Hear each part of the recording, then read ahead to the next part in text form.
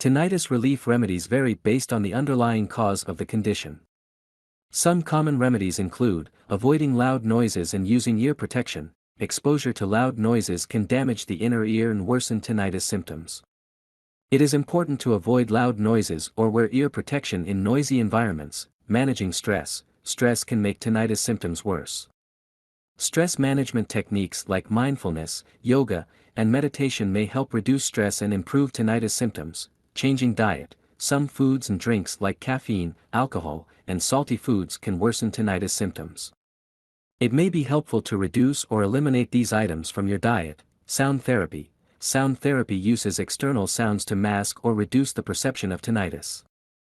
Common sound therapy options include white noise machines, sound masking devices, and nature sounds. Cognitive behavioral therapy, CBT. CBT is a type of therapy that can help change negative thoughts and behaviors related to tinnitus. CBT can help reduce the emotional distress associated with tinnitus and improve quality of life. Medications. In some cases, medications may be used to reduce tinnitus symptoms. These may include antidepressants, anti-anxiety medications, and medications used to treat high blood pressure. It's important to note that what works for one person may not work for another.